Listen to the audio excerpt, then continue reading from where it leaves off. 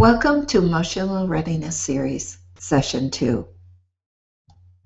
I'm Terry Rose, and I'm glad to be here with you today to discuss the concept of emotional readiness.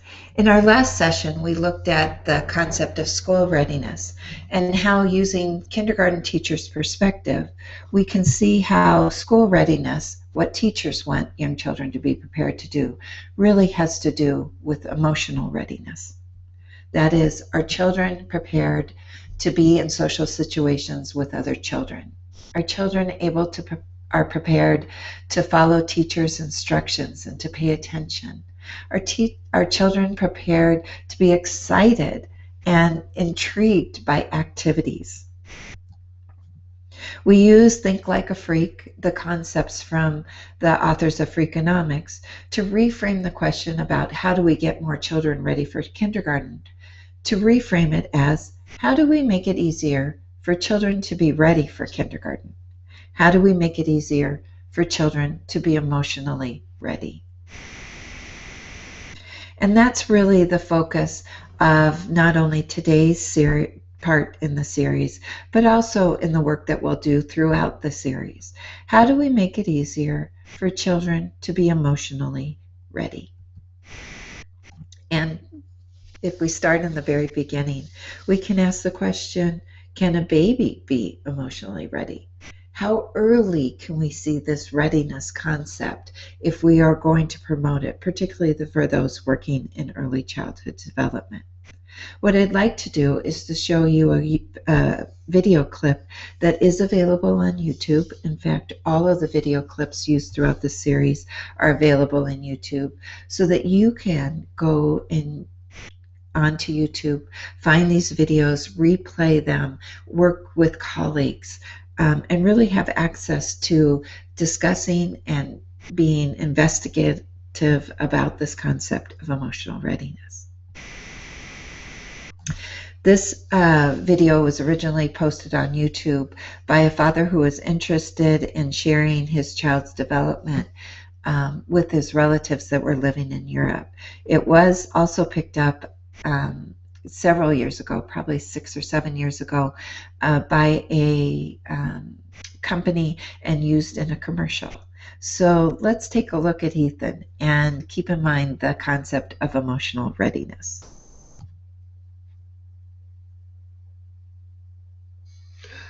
Here you go. Here you go.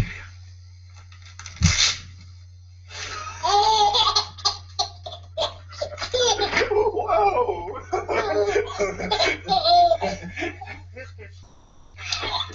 Here we go.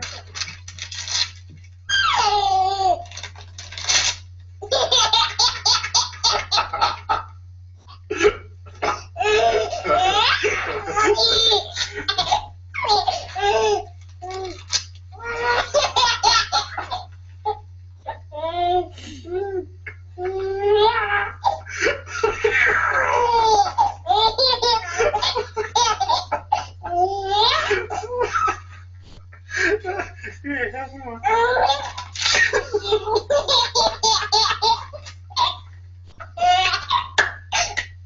That's the funniest thing ever. There you go. Here, another piece. Ready? You haven't ripped it yet. You haven't ripped it yet. You know it's coming. Grab it.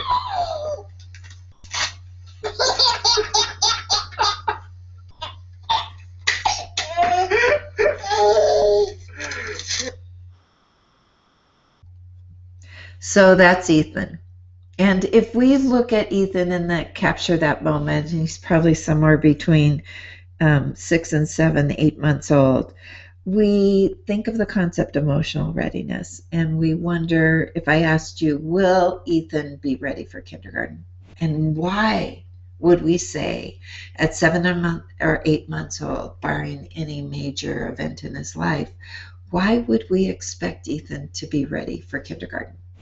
That is, these concepts can be seen in a child at this age.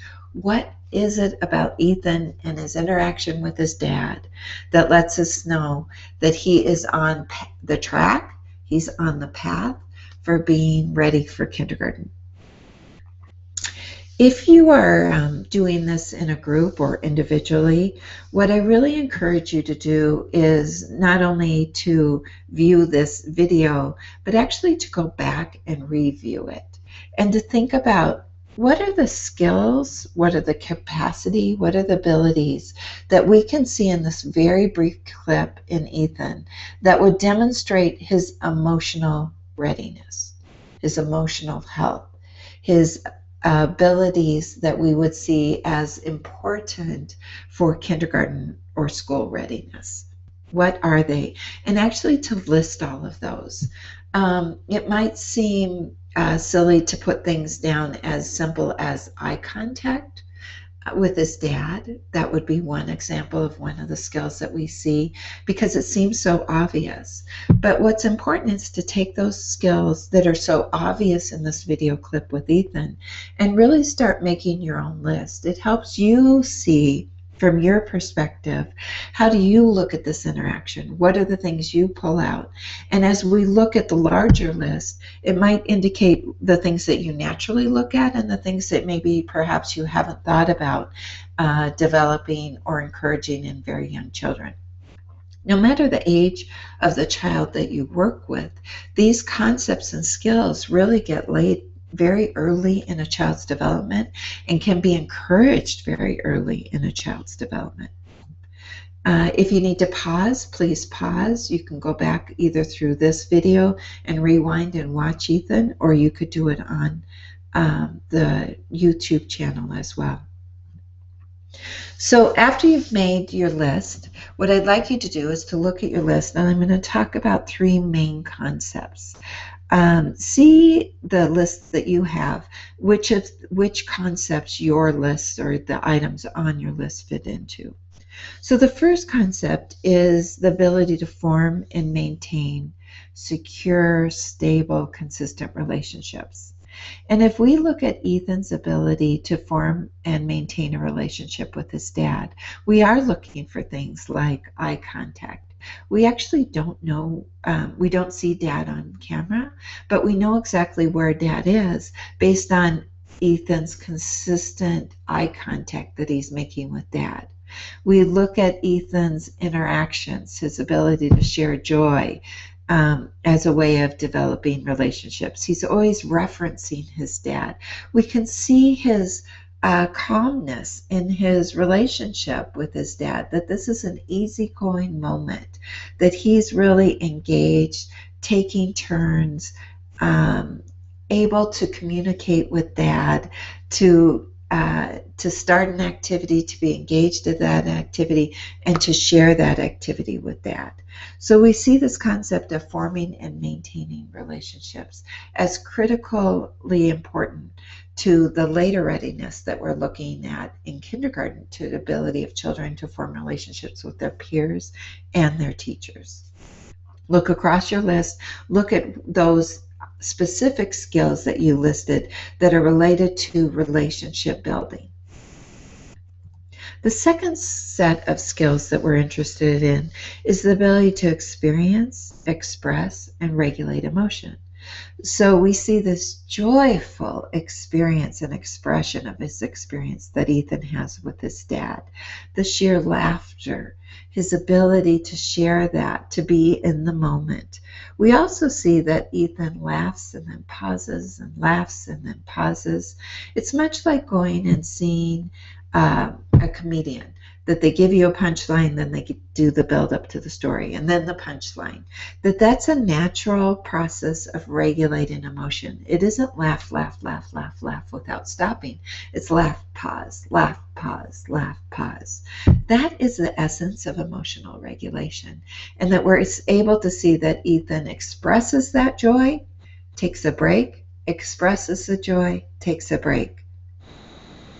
We also see that little things like bumping his head on the car seat or whatever happens to be right there, that doesn't dysregulate him. For example, that he doesn't start to cry. He's able to manage that unexpected experience, but stay in the moment, in the activity with dad. That is, he's regulating the emotion of the shared joy and and not paying attention to an emotion that might be a surprising event. So that experience in expressing and regulating emotion is starting through this very typical interaction with dad. Then we also want to see that young children are able to learn through exploration and play. Dad didn't sit down and say, "Hey, son, we're going to learn about paper tearing today." There happened to be a joyful activity that Ethan could engage in and that he could learn through. He was able to attend. He could hear the sound of the paper ripping. He even could anticipate the joy he was going to experience when that paper ripped and how he shared it with Dad. If you look at the very end of the sequence, Dad holds out the paper to Ethan. Ethan looks up at Dad and starts to laugh. He's anticipating the activity and the joy that the activity is going to bring. It's as if they had a joke, an inside joke that they were sharing together. So Ethan's able to sustain his attention to this activity, be engaged, see cause and effect. He's really learning through this playful exploration of something as simple as paper tearing. So the national organization 0 to 3 actually uses these concepts to define what they see as emotional health in young children.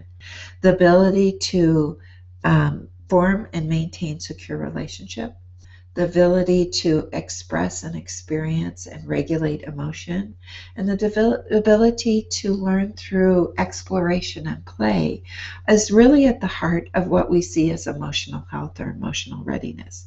And 0 to 3 uses this as the definition, as I said, of emotional health, that these are developing capacities that change over time, particularly birth through age 3, as 0 to 3 is interested in this very early infant mental health. And it happens in the context of the culture, community, and family in which the child lives.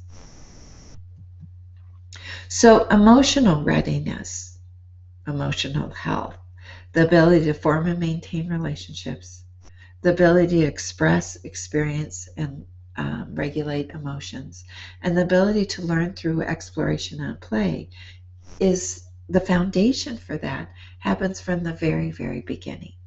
Therefore, the daily interactions that children have help prepare them from birth all the way to kindergarten to have a sturdy, solid sense of emotional health, of relationships, of emotional regulation, and of learning, being joyful about interactions with others and interactions in discovery, being able to learn to manage the ups and downs of early childhood, really prepare children to be emotionally ready and therefore ready for kindergarten.